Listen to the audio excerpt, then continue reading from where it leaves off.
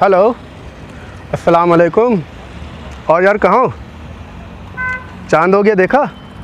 हाँ हाँ, ईद मुबारक हो। यार कुछ प्लान कर रहे थे, काफ़ी टाइम से कहीं गए नहीं घूमने, पार्टी वगैरह हुई नहीं तो बोर हो रहे घर में।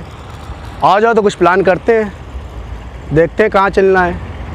हाँ यार, मिल के प्लान करेंगे तो कुछ अच्छा हो जाएगा। मैंने तो कुछ चीज़ें प्लान कर रखी हैं, लेकिन तुम आ जाओ तो अच्छा प्लान करते हैं। ठीक है, मैं तुम्हारा वेट करता हूँ। Okay bye. वालेकुम सलाम। मुबारक हो भाई। ईद मुबारक हो यार। कैसे हो? ठीक है, अपना बताओ, तुम ठीक हो? बढ़िया यार। क्या प्लान है भैया? अरे यार, रमज़ान में कहीं गए तो है नहीं घूमने उमने, हाँ। तो काफ़ी बोर हो गए थे। अच्छा। तो मैंने मूवी का प्लान किया है।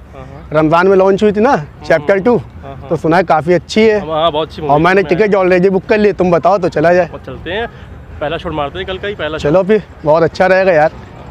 चलो, टिकट तो हो ही गए ऑलरेडी। ठीक है।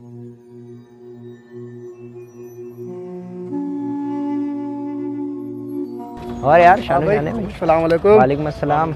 ईद मुबारक हो भाई। आपको भी। कैसे हैं भाई? बढ़िया। बस और क्या हो रहा है यहाँ पे? कुछ नहीं यार, उनको बुलाया था क्योंकि रमज़ान आज ख़त्म हो रहा है। तो पूरे रमज़ान भर कहीं पार्टी वगैरह कुछ करे नहीं, तो थोड़ा बोर हो गए। तो मूवी का प्लान किया है। इनकी भी राय है, मैंने टिकट ऑलरेडी बुक कर लिए थे और मेरे पास एक टिकट एक्स्ट्रा है। तुम बताओ तो चलते हैं। यार आशू, कैसे मुसलमान हो यार तुम? अभी रमज़ान ख़त्म हुआ है और तुम अभी ये काम करने जा रहे हो? अभी याद है जब रमज़ान शुरू हुआ था तो कैसे तुम लोग एक साथ नमाज़ पढ़ने जाते थे और मस्जिदों में आते थे, कुरान पढ़ते थे। और शाने तुम भैया, जब रमज़ान शुरू हुआ था तो तुमने दाढ़ी बड़ी रखी थी और टोपी लगाते थे, कुर्ता पहनते थे, और जैसे ही रमज़ान ख़त्म हुआ है तुम ये सब काम करने जा रहे हो। यार रमज़ान हमारे पास इसलिए नहीं आता है कि हम जो है मतलब फिर से वही काम करने लगे।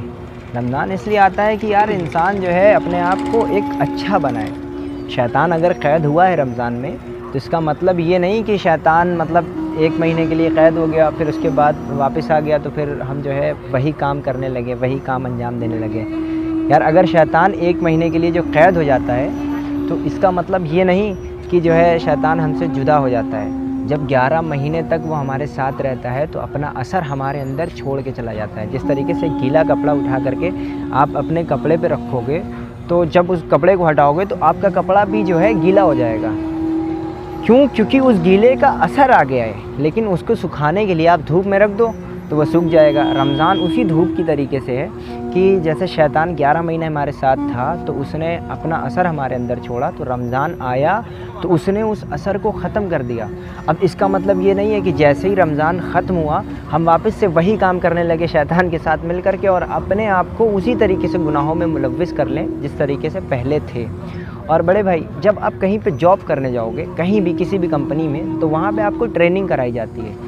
ट्रेनिंग काहे की कराई जाती है कि आप जो है आगे कंपनी में किस तरीके से काम करोगे, वहाँ पे क्या काम होता है, वो सारी चीज़ें आपको ट्रेनिंग में सिखाई जाती हैं, बताई जाती हैं, ताकि आप अपने आइंदा जॉब में वो सारी चीज़ें करो, काम करो और कंपनी को उससे बेनिफिट हो और आपका भी बेनिफिट हो, आपको सैलरी देंगे कुछ भी। उसी तरीके से ये रमज़ान भी है कि अल्लाह ने इंसान को ज़िंदगी जीने के लिए एक ट्रेनिंग का ज़रिया, एक ट्रेनिंग कराई है, मतलब एक ज़रिया बनाया है ट्रेनिंग का कि किस तरीके से इंसान अपनी ज़िंदगी को गुजारेगा।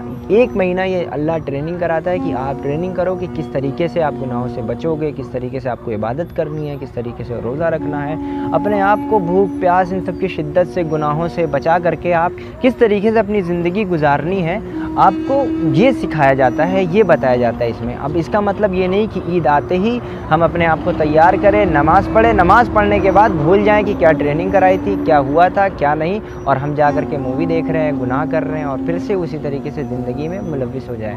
मेरे भाई, आप जवान हो और अपने आप को गुनाहों से बचाओ। और मैं यही कहूँगा कि आपने जो भी प्लान बनाया है अगर आप उसे कैंसिल कर दो तो ज़्यादा अच्छा होगा, क्योंकि देखिए जो ईद आई है ये हमारे लिए और आपके लिए खुशी का पैगाम लेकर के आई है, ताकि मतलब हम 1 महीना हमने अपने आप को गुनाहों से बचाया और इसी तरीके से इंशाअल्लाह हम लोग अपने आप को गुनाहों से बचाएंगे।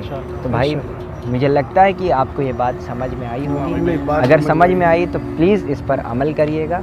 आइए, ईद मुबारक मेरी तरफ से। बहुत अच्छी नसीहत आपने की है और मैं ये अभी मूवी का टिकट कैंसिल करता हूँ। नाज़रीन किराम, सलाम अलैकुम। जैसा कि आपने देखा और वो हदीस आपने सुनी होगी, कुल्लु यौमिन ला युसल्लाहु फीहि फहुवा ईदुन, वो दिन आपका ईद का दिन है कि जिस दिन आपने कोई अल्लाह की मासियत ना की हो। तो आज से इंशाअल्लाह कोशिश करें कि माह रमज़ान के ख़त्म होने के बाद अल्लाह की इबादतों पर वैसे ही बरकरार रहें जैसे माह रमज़ान में आप बरकरार रहें।